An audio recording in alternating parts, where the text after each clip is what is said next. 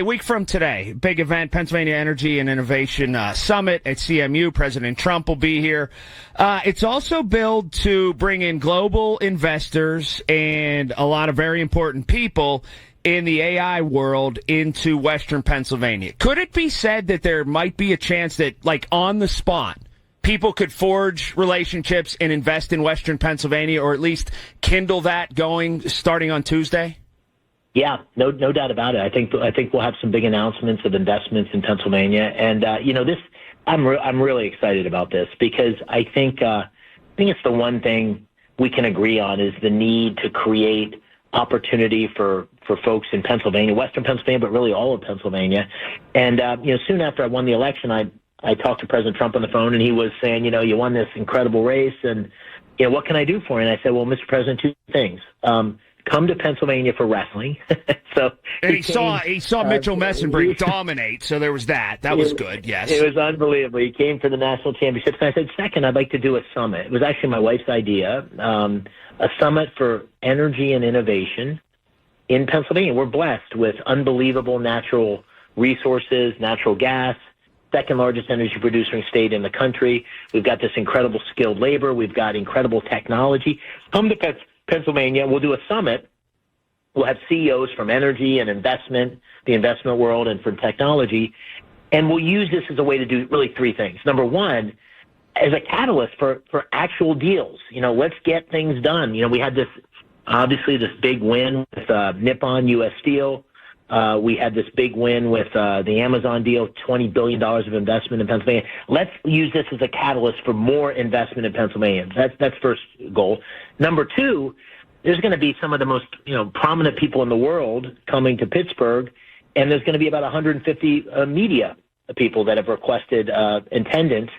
This is an opportunity to tell our story. Pennsylvania is open for business. We've got huge opportunity here. There's going to be big global investors, as you say, from the Middle East, from Asia, from Canada. And so not only use this as a catalyst for actual announcements, but use it as a catalyst to get focused on all that Pennsylvania has to offer. And then the third thing, which I think really appealed to the president, is, listen, the people that this will benefit are the people that we made promises to. We promised to create opportunity for working families in Pennsylvania. No better way to do that than to have energy innovation, open up fracking, permitting reform, these big data center programs which create a great job opportunity, Westinghouse, new nuclear reactor. All of this is what makes our next chapter in Pennsylvania bright for our kids and for their kids. And so that's what the goal is. We got to execute. We're like the dog that caught the bus now. We got all these people descending on Pittsburgh next week. So we got to make sure we execute it. Carnegie Mellon is the location. What a way to showcase a gem of Pennsylvania in terms of the AI capability, the technological capability at Carnegie Mellon. It's going to be a great day. Well, let me offer something as sort of an addendum item to that, maybe a 3A. Whenever the tech boom happened and so many people were educated at Carnegie Mellon or had their roots here, and then we saw them off to Silicon Valley, could this also be a way to put a fence up for our best and brightest who are educated here to stay here and work here? Absolutely. We have so much to offer. I absolutely, the way to create a magnet where people either stay or come back, or we get people that aren't from Pennsylvania to come, is to just create dynamism and opportunity. And this is it's a beautiful marriage of the old and the new. It's a beautiful marriage of the skilled labor and the grit that's made Pennsylvania and Pittsburgh so successful, but also the innovation and the technological leadership. And it draws on, this benefit that we have that nobody else has, which are these incredible natural resources. So I really think it's an opportunity to showcase all that Pennsylvania has to offer. And as you say, be the magnet for these great young people that we have to stay in Pennsylvania.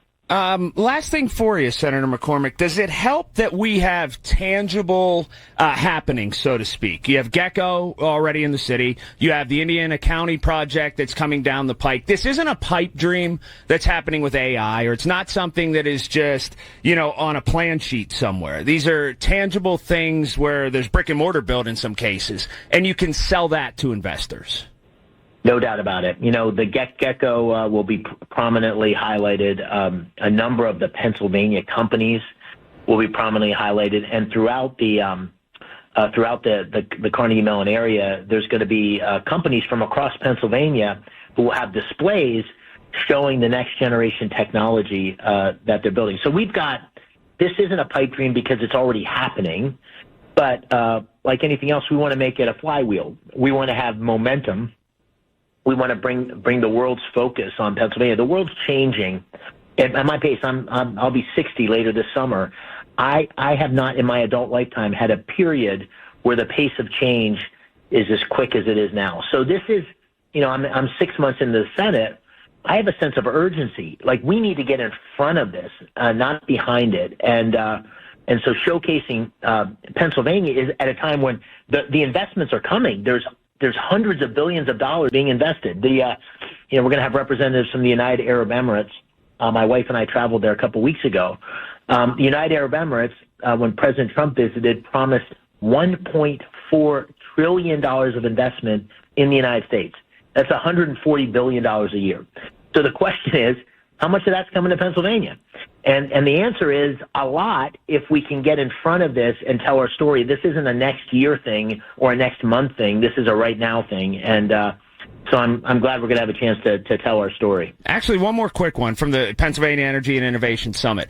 Not from a national standpoint, but from a Harrisburg standpoint. Is there bipartisan support and support from the governor to back sort of any initiatives that you'd like that comes off of this? I have really worked hard to forge a very good relationship with Senator Fetterman, and I'm working hard to forge a working relationship with the governor. And he and I have had an opportunity to work together on some things, including the big Amazon announcement, $20 billion. And so I'm optimistic we'll be able to work together. So I'm not sure we'll agree on everything, but in fact I'm sure we'll disagree on a lot of things. But I think we're both committed to the idea of creating opportunities in Pennsylvania, and this intersection of energy innovation and artificial intelligence is the sweet spot. And so I'm pretty optimistic the governor and I will be able to work together on this, and we'll have good bipartisan attendance at the summit. I very consciously invited a number of key folks, and I won't say who they are, but you'll see. I think it's going to be well represented from across our great Commonwealth in terms of bipartisanship. Senator Dave McCormick. Senator, thank you so very much. Appreciate it. We'll talk soon. You got it. Yes, sir. Have a great day. All righty. There it is.